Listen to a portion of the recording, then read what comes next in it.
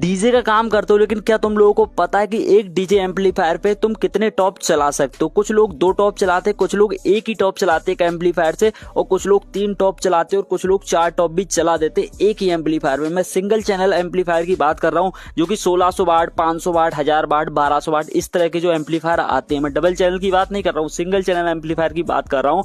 और आप लोगों को कितने टॉप चलाना चाहिए जिससे आपका एम्पलीफायर खराब ना हो और आपके स्पीकर भी ना जलें, तो उसका मैं प्रैक्टिकल के साथ आप लोगों को समझा देता हूँ। एक टॉप जो होता है वो आपका 4 ओम का होता है। अगर दूसरे टॉप के साथ आप लोग इसके प्लस माइनस जोड़ देते हो, तार उसमें से लूपिंग करके उसमें ले जाते हो, तो ये आपका जो दोनों टॉप 4-4 ओम का होता है, ये आपका 2 ओम हो जाएगा। तो आप लोगों को अपने एम्पलीफायर के 2 ओम वाले टर्मिनल पे इसको कनेक्ट करना है। अब यहाँ से अगर आप लोग एक टॉप के बाहर निकालते हो प्लस माइनस, उसको नहीं जोड़ते हो, तो आपको 4 ओम वाले टर्मिनल पे कनेक्ट करना है। और आप लोग एक सिंगल चैनल एम्पलीफायर पे 2 टॉप से ज्यादा कभी मत चलाओ, ना 3 टॉप चलाओ और ना 4 टॉप चलाओ।